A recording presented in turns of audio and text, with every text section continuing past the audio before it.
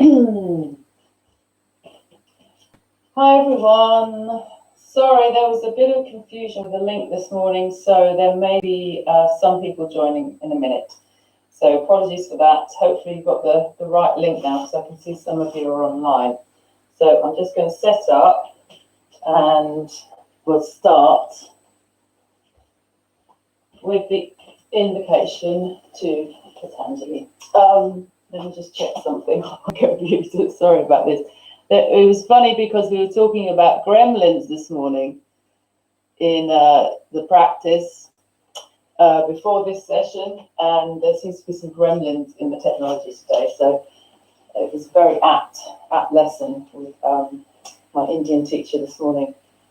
Okay, so we'll start the session anyway, and obviously those of you that missed the link this morning, you can do this practice when you receive the email, which has just gone out to you. So hopefully you'll be joining us soon. Okay, I can see yes, there's a few of you here now. So okay, so we've got inversions today, and those of you that are here and don't normally study with me, this session is not for beginners. It's not a practice that you should sit and watch, but if you want to, you're welcome. But please don't practice this session if you are a beginner at yoga. And if you have your period, obviously I'll give some alternatives to the inversions, but it is mainly an inverted practice. Okay, and so we'll just look at the poses that we were working on this week.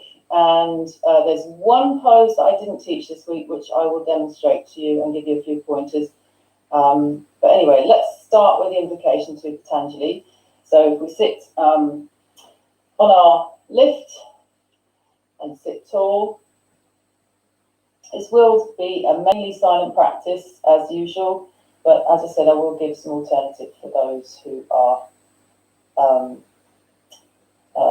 need the alternative pose.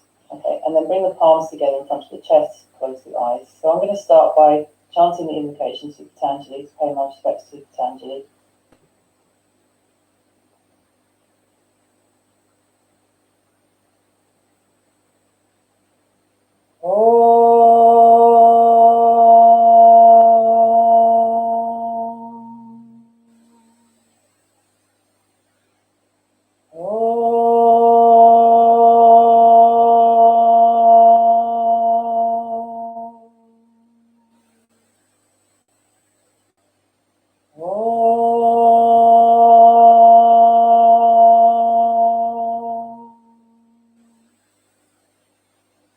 Yogena citasya padena vacham malam sharirasya javaidyakena yopa karotam pravaram muninam patanjalim pranjaliranatosmi abahu purushakaram Shankachakra Siddharinam Sahasra Shirasam Setam Pranamami Patanjalim Hari Om.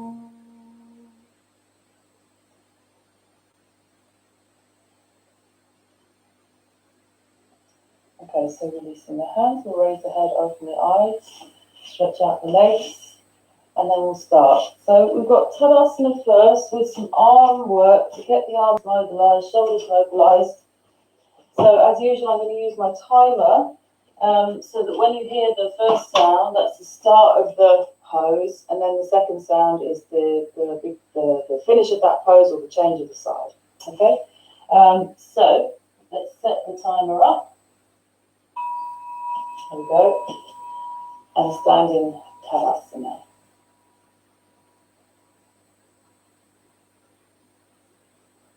So I've set the timer to 1 minute, just over a minute.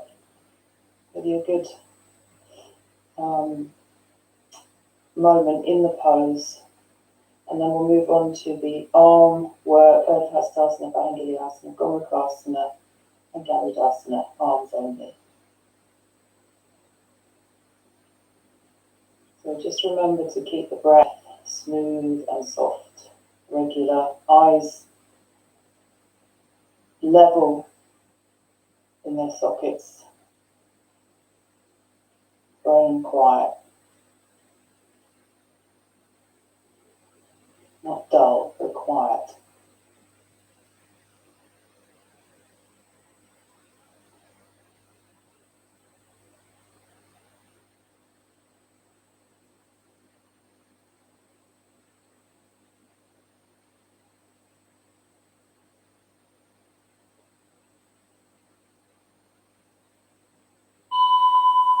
And then Urdhva Hastasana, let's take the arms out to the sides, and then up. And those of you with arm, shoulder problems, you can just keep the arms out to the sides, or use a belt.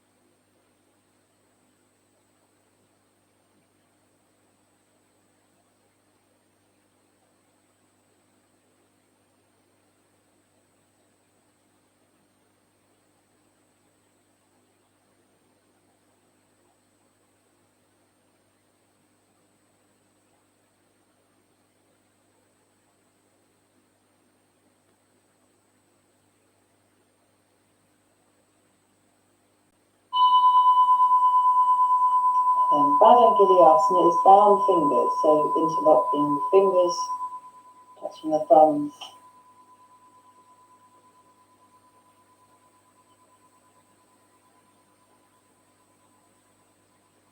And equally, if the arms don't go back, but you can bring the arms behind your back, you can do that as an alternative. Or put a belt around the wrists, a narrow belt to get the same effect, especially if you've got arthritic fingers. This movement is not always possible. So a belt, a narrow belt around the wrist would make a good alternative, or you can hit the thumbs.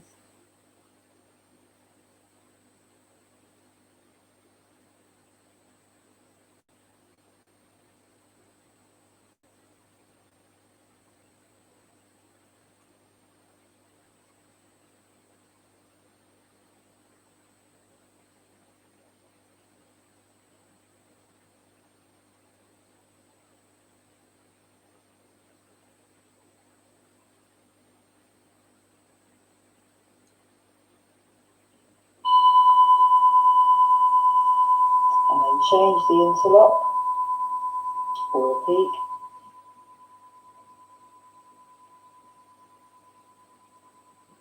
If you use the belt, or change the method from belt to looking thumbs, vice versa.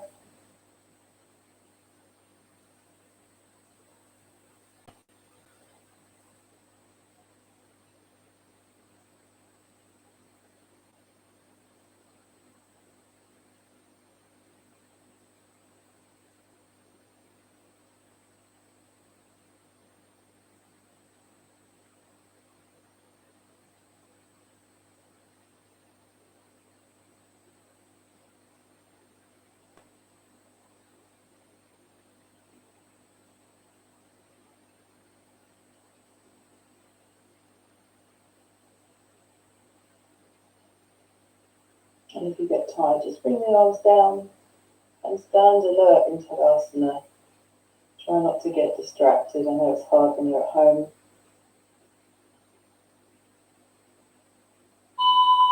Okay, and then release the arms. So now we've got Gomukhasana. So let's take the left arm up first. I'm not going to mirror you. I'm going to do my left arm. And again, if there's any problem here, you can hold the belt. So this is Gomukhasana. Remember, the arm goes up the back, and this arm comes up like the first asana, and then you catch, or not.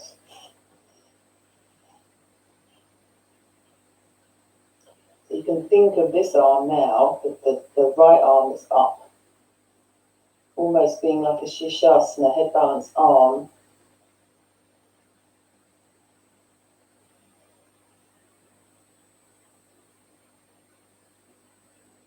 And try to keep the head in its Tadasana position, so not leaning onto one side or leaning away. So just watch for that perspective. And crown of the head towards the space between the heels of the feet. Is that all in one line, or you're diverting from north to south, south to north?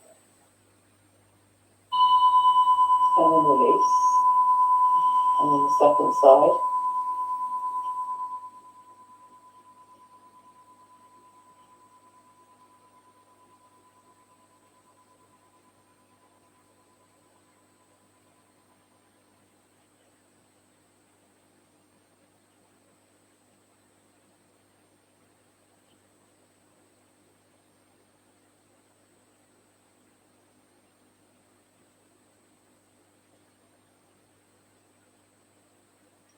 Standing tall in Tadasana, so we can get that mindset of standing tall in our inverted poses.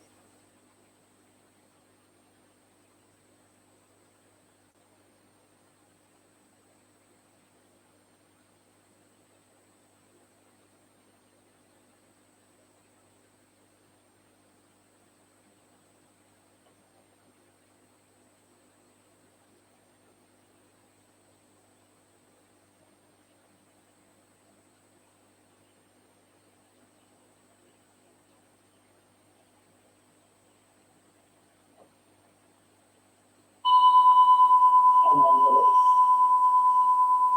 Okay, so we've now got Garudasana arms, which is a really nice stretch across the back of the shoulder. So we'll just take the right arm over the left first.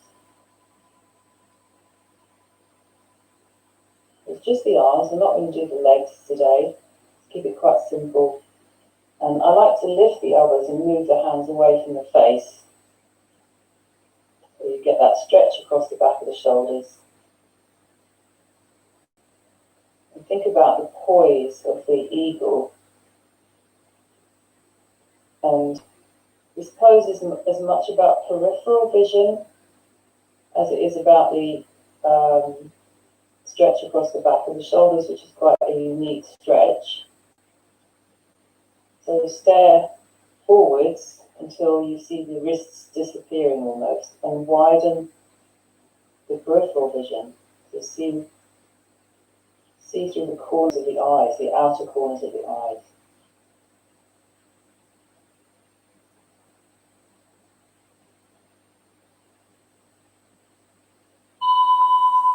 And then release. Other side, head across.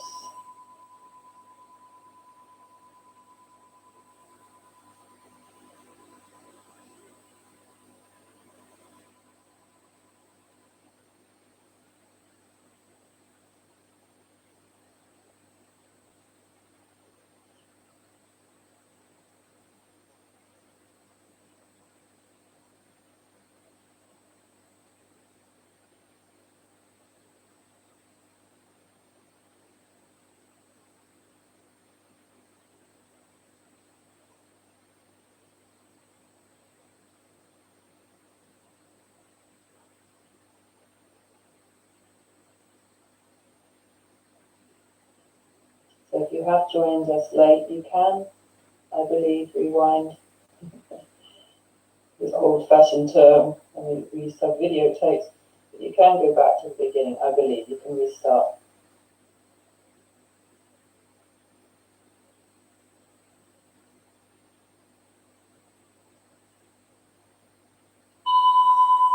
But this is a live, mainly silent practice. Okay, now, Uttanasana. So let's set the timer for a little bit longer now. I think probably a minute and a half would be a good amount of time to be in these poses that we're going to do next.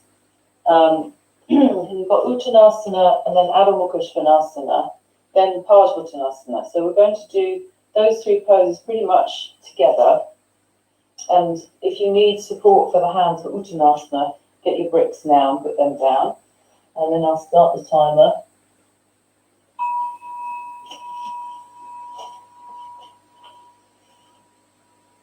For Uttanasana first. And do whichever one you wish to. You could do concave back position, which is where I like to stay for a little while because of the stiffness in the upper back. Or you can hold the backs of the legs or fold the elbows. It's your practice that we're sharing with each other. So take whichever method that is suitable for you today, or you could have your hands on a chair or do half forward bend if you have a back condition. But try to get the legs to extend and the sides of the trunk, because we are preparing for those inverted poses.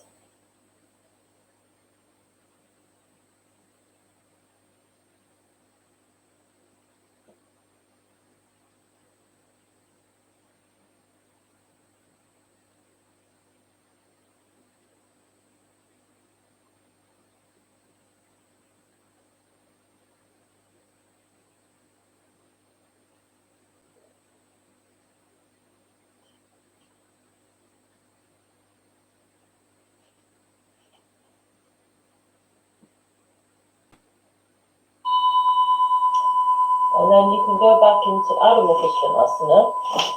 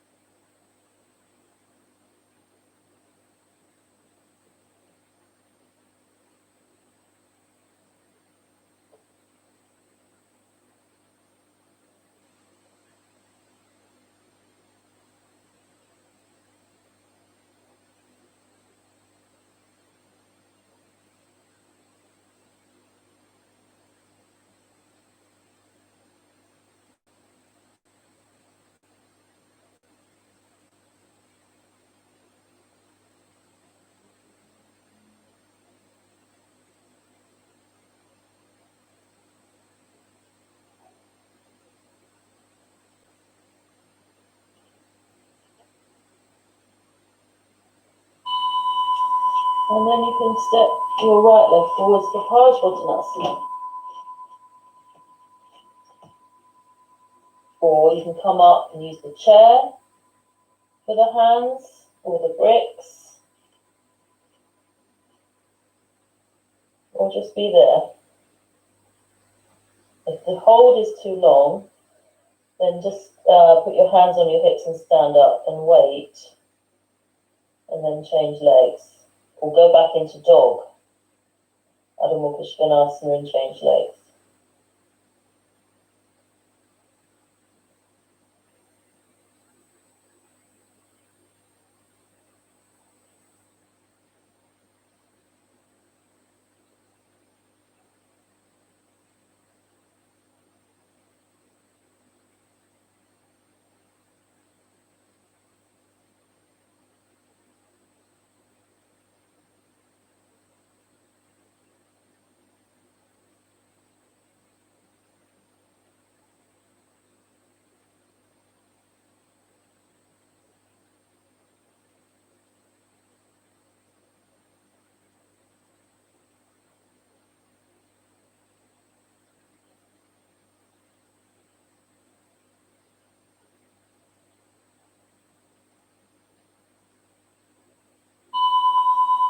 And then I'm going back into dog first.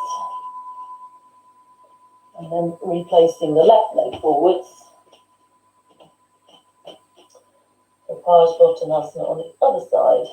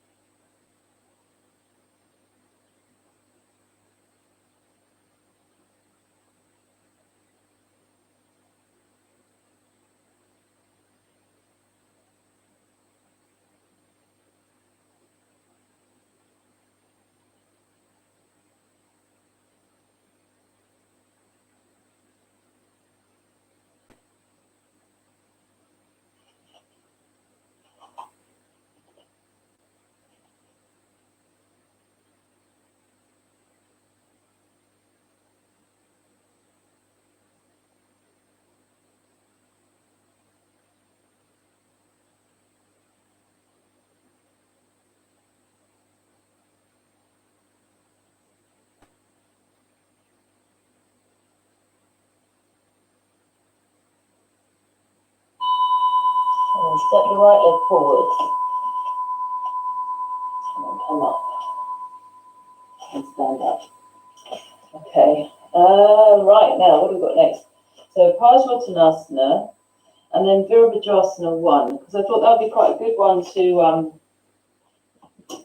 get the upper back really nicely firmly in, and also the back leg gets a big extension to help you when you're kicking up for hand balance, for example, or elbow balance. So I'm going to change the time. I won't hold this one quite as long, but let's take it for at least a minute. And we'll do the classical pose with the arms up. We'll be jumping the legs apart. All right, so standing in the middle of our mat. Then jump the legs wide. Turn the arms, so now you've got your Urdhva Hastasana arms. You can bring the palms together if you wish to, or keep the hands apart, or use your belt. And then you're bending the right leg, the Vira 1.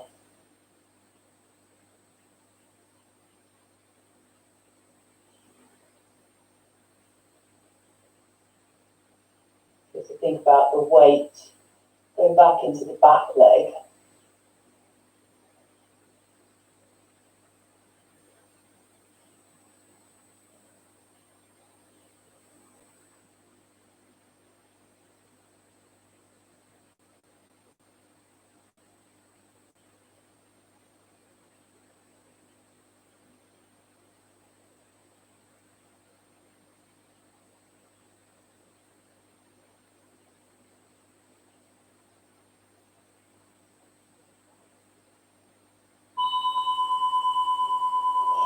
And then the other side.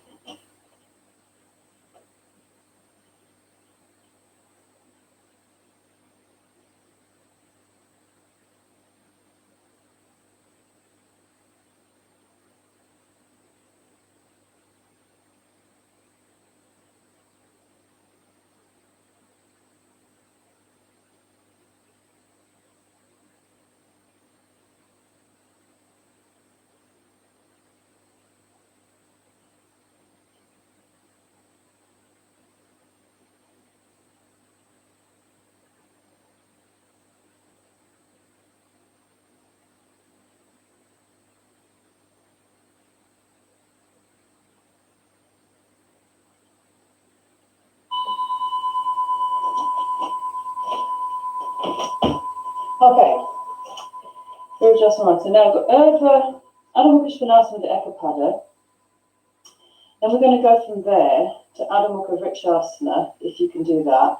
But let me show you the alternative, because we're going to move fairly quickly from one to the other. So just for those that are in any doubt, Adho Mukha Svanasana is this one. Okay, and then Ekapada means 1 foot. So we've got the legs together for this version of Adho Mukha. And then you take one leg up for Ekapada. And you do that on both sides, okay? And then those that can kick up into full arm balance, walking forwards to go up. And those that want to do the alternative, you've got your half hand balance, this one, we did the other day. So remember, start with the legs bent, and then lift the thighs up there.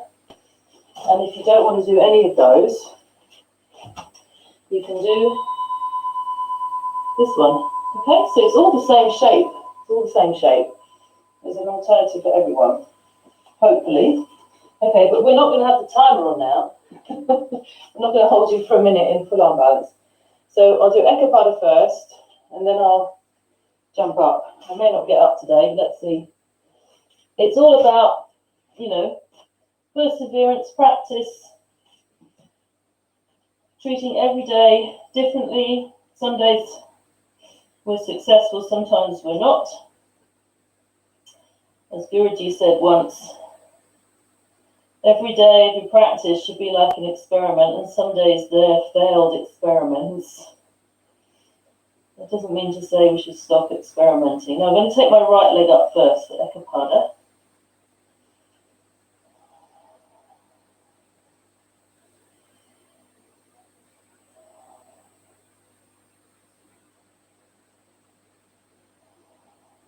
and then change.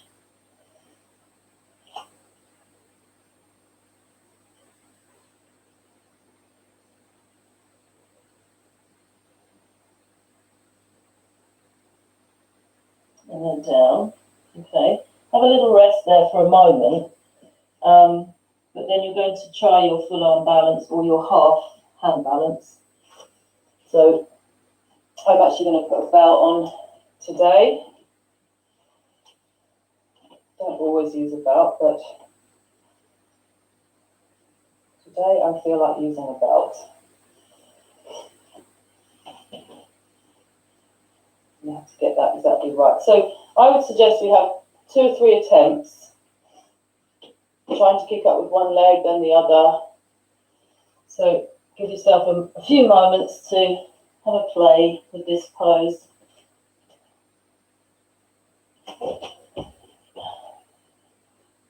Belt does make it easier, but you have to have it in the right place, of course. So if you're not sure what to do with the prop, don't use it until you go and see your teacher.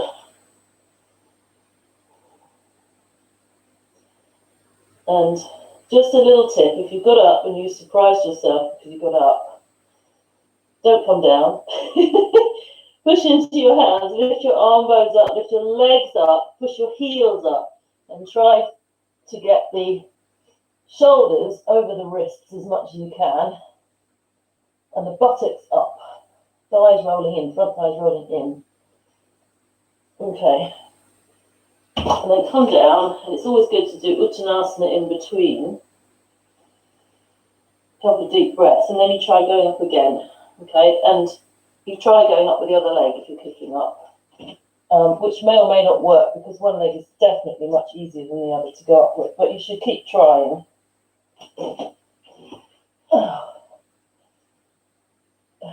So my naughty elbows, you could probably see were bending then, but this is my bad habit.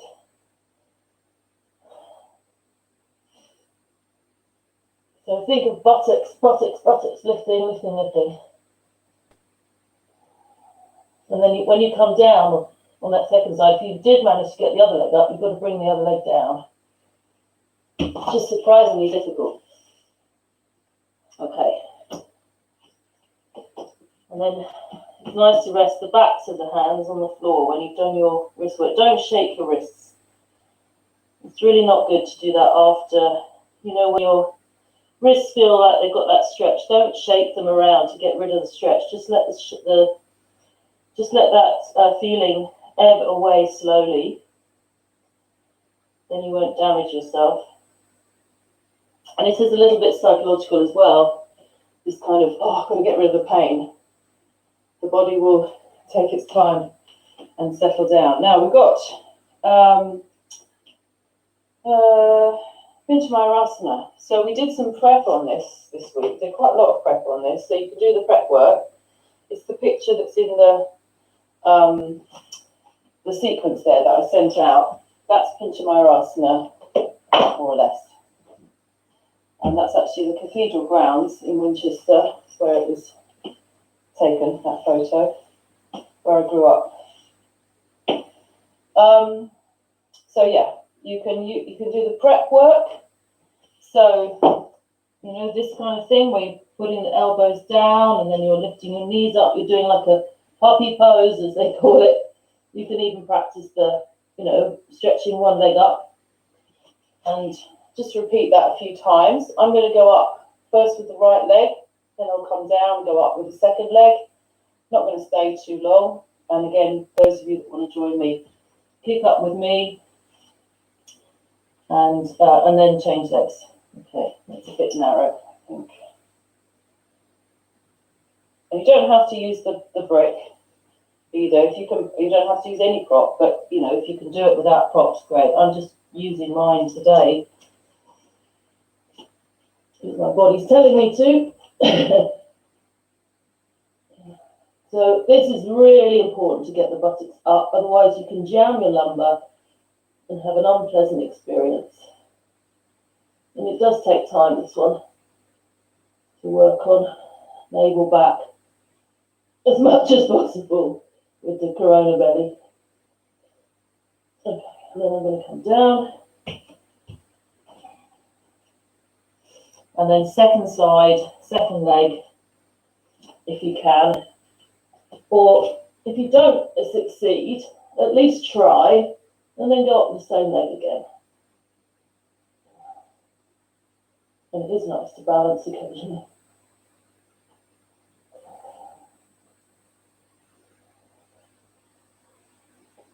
And then of course down with the same leg. And then once more, Uttanasana. Back to the hands resting. Deep breathing to release any tension, any breathlessness. And then we'll come up and stand up. So we've got the wonderful Shirshasana next. So you can repeat Adho Mukha Svanasana. You could do as an alternative Prasarita Padottanasana, this one, but have the head supported on something, whether it's the ground or a blanket or a brick. You could do Prasarita to the chair as well. I'm going to take my trifold blanket for this, and again, if you're not sure about what props to use, don't use them today. Come to class and ask me, unless you know what you're doing. It's best with these sessions to stick to what you know, yeah? Leave experimentation for when you're quietly on your own, not being led by somebody else who can't see you. I'm going to take probably, oh no, not that one. I think 4 minutes in this one today. Okay, so obviously that's going to be a long time to be in dog or the alternative one. So for those, you can switch between the two. All right, you can do dog pose for a minute and then change to Prasarita or Uttanasana. The other alternative is Urdhva Prasarita Padasana, where you lie with your legs up the wall, but your buttocks flat on the floor, not lifted, because that's good for each chronic. So you can do that one as well. Okay, so I'm going to set the timer for 4 minutes. And I am going to be doing one of the variations, Ekapada. But again, that's just for those that are more experienced to follow along with me.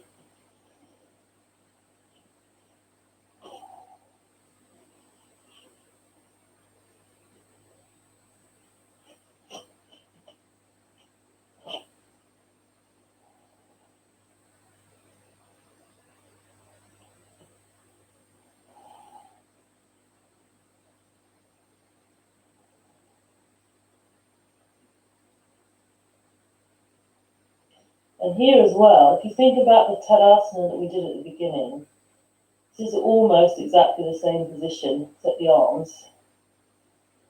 So your eyes should be looking straight forwards, which means they don't look at the floor, so that means their eyes are rolling up into their sockets. So look straight forwards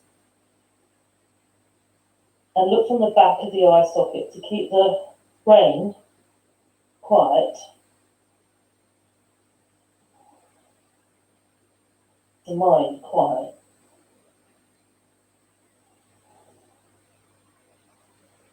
And you may find that after doing the other inversions, the pose is a little lighter than usual.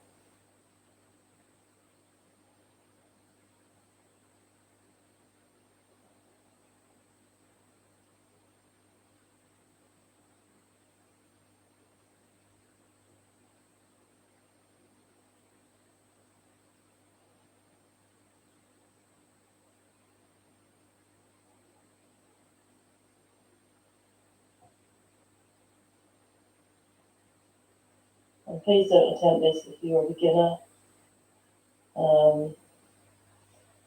This is a guided practice for practitioners that already have experience. So stay safe, go to class, learn, and then join us every Sunday at 10:30.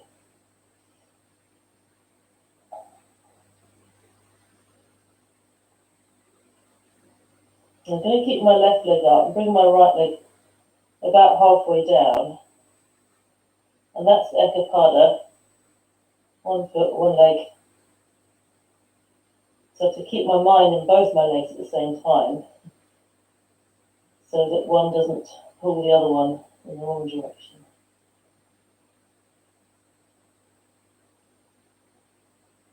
And then come up and change. But first, go back up and lift up.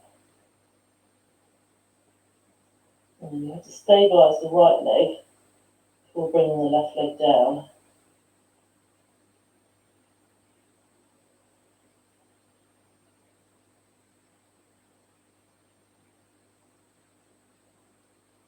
Should be able to see your toes. In your peripheral vision that you learn in Garudasana arms.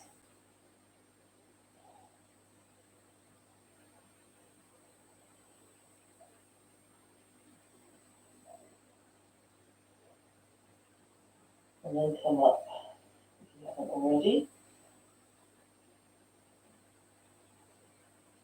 If you need to come down because you're tired or your shoulders are tired, one of my teachers used to say, when you get tired, work harder in Shirshasana, because it is a pose that you can learn the stamina by just staying in it a few more seconds, building up that instead of giving up. As soon as the shoulders get tired, press the forearms down, lift the shoulders up more, lift the legs up. But if the neck's tired and it starts to pinch, you can't alleviate that, then you have to come down. Okay, and then everybody can come down. Try to come down with control, 1 leg, 2 legs. And then Adho Mukha Virasana, or have the chin up, like so. That's if you've got a bit of a pinchy neck.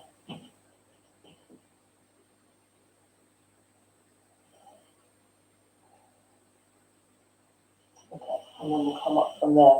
And I think I've got Parinkhasana next. Yes. So I didn't show this week, but many of you know this pose.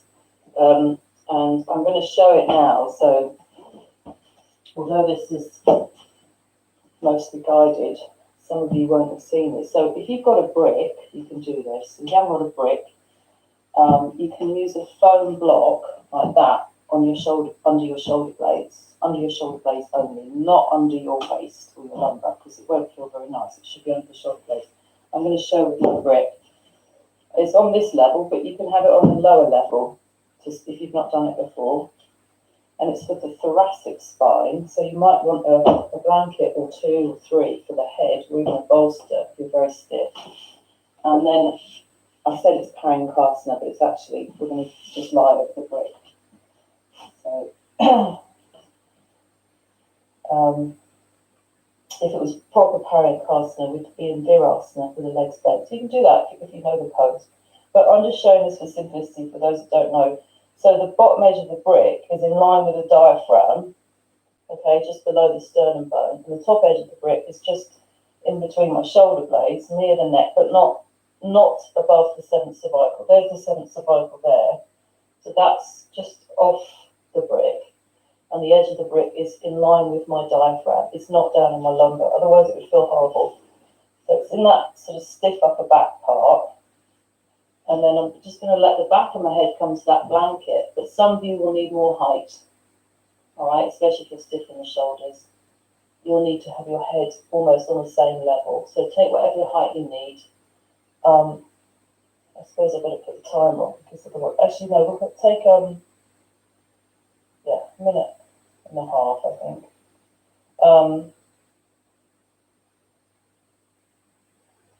There we go. And then you can stretch your arms over, and it's really lovely. So it should be a feeling of freedom in the upper back. The belly should go down. It should have a feeling of going down. Lumbar is relaxed and open, and if you need support for the hands, you can have support for the hands, or fold your elbows, like so. And I'm stretching my legs out and pressing the heels away thighs down, thighs rolling in.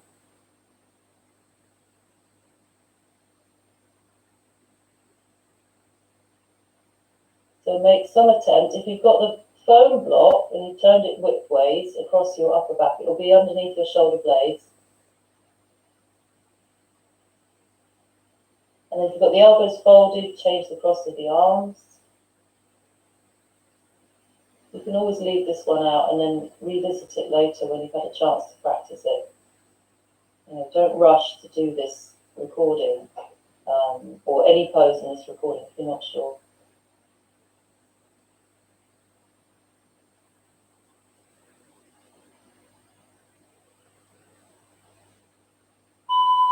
Okay, and then just release the arms. Don't sit up, roll off. Otherwise you're going to aggravate your back and then come up. And that's something you can do every day to get rid of upper back stiffness. It's a wonderful pose. Okay, so now we've got Shavasana with Halasana. So shoulder balance with Plough, and if you need a chair for Plough, you use a chair. I'll show you how to set up for that. I'll demonstrate that way, even though I wouldn't normally use it. I have done because I had a sacrum problem, so I had to use the chair because the feet wouldn't go to the floor, you know. So sometimes you need to go back to these props when you have an aggravation or an injury or an illness. So make sure you've got your proper setup for shoulder balance.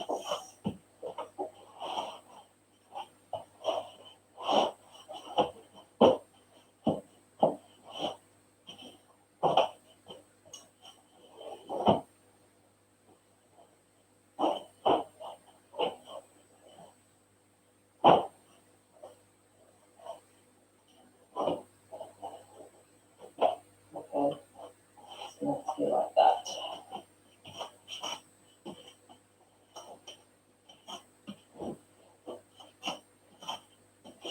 So I'm going to put the chair on this side because that's where my legs will come over to in a moment. And we've got here Shavasana with Halasana. So just one variation or one extra pose.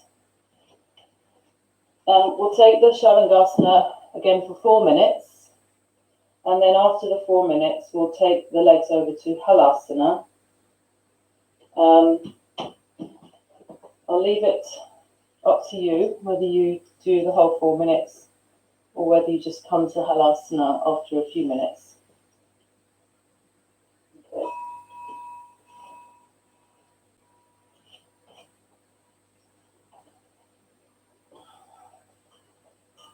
So you can see that the chair is it's not very close because I want to extend my legs.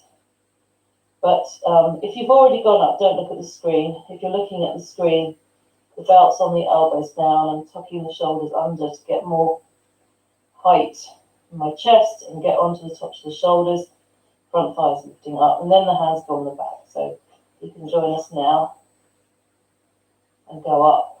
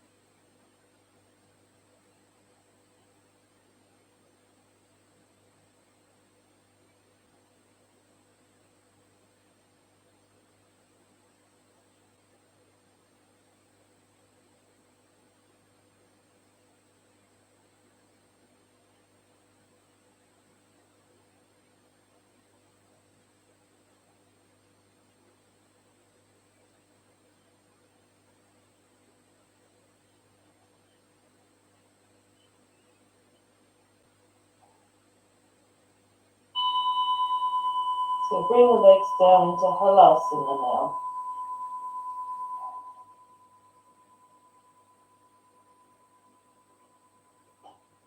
Just stay for a moment or two there. Don't rush to come out. Because it's good to just stretch the back the other way, stretch the legs the other way. And then you take the belt off if you have the belt on. Just let the arms relax if you can. If you need to hold the back, keep hold of the back. If you need to come down, come down. If you're unsteady, have the feet apart. And then bring the arms behind you and roll down and slide backwards.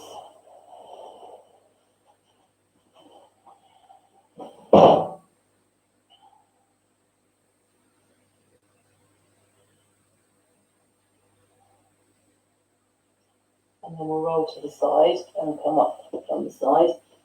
Okay, and then the final pose before Shavasana is Setabandha. And you can take any support you like, brick, bolster. If you have a Setabandha bench at home, you can use one of those. I'm going to use the bolster method to finish.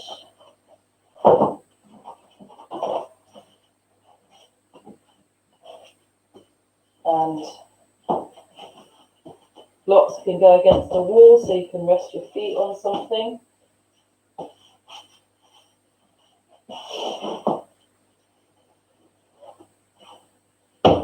Because this is a very flat bolster, I'm going to put a blanket underneath.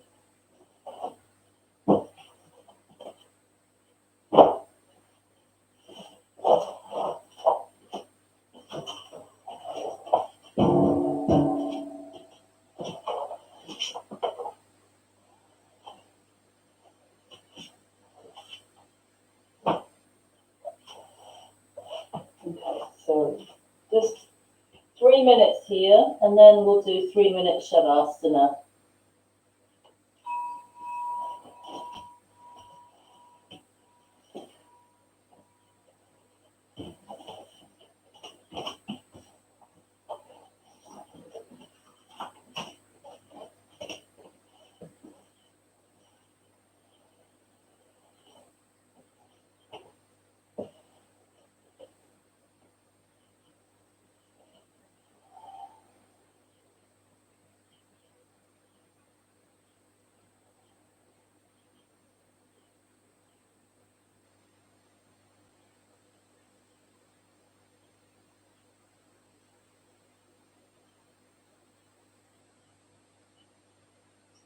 So if you can't get comfortable for whatever reason, you can put your legs on the chair, the lower leg on the chair, or just lie in Shavasana and have a long, extended Shavasana.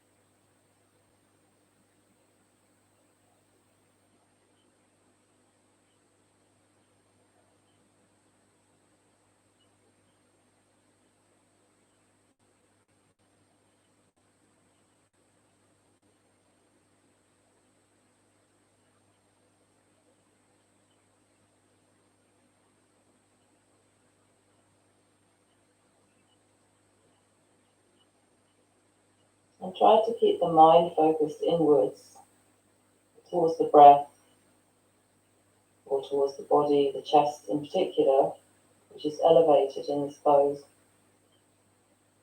so that your mind is quiet but attentive, not distracted by your thoughts.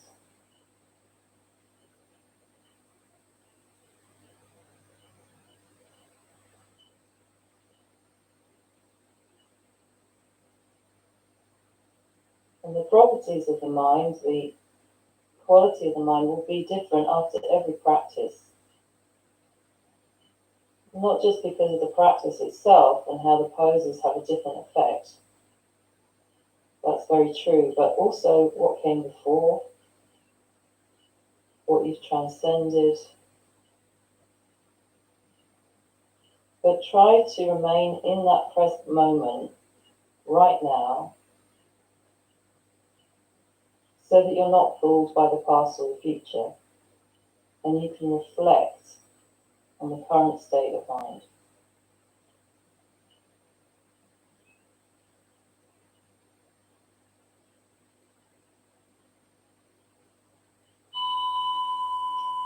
So from there we can come into a short shavasana. So as quiet as you can, move your supports.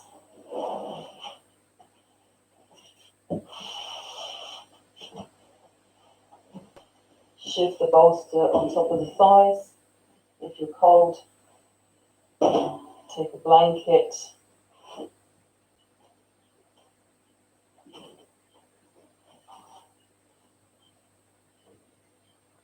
And then deeply relax arms, legs, trunk, pelvis, shoulders, all the facial muscles, skin, tissues, ligaments.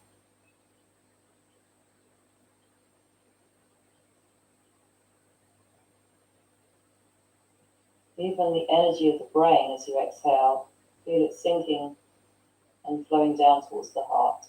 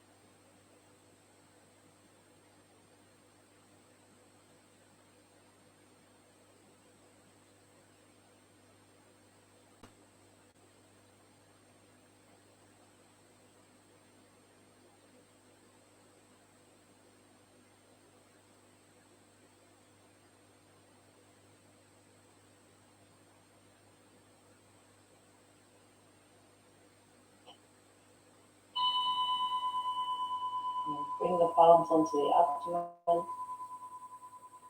Gently open the eyes, and then when you come out, roll to your side first, and then come up and sit in any pose. And I'm going to chant the Guru chant, so bring the palms together.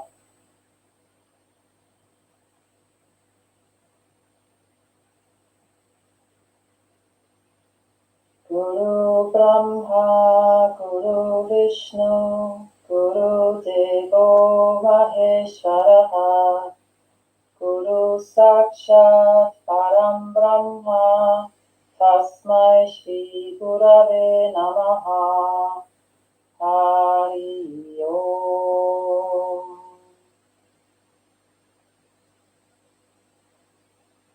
So bow the head down pay our respects to the Iyengar family, Patanjali for the Yoga Sutras, and all the teachers that have come before us to pass on the practice of yoga. Thank you very much, everyone. See you next time. Enjoy your day.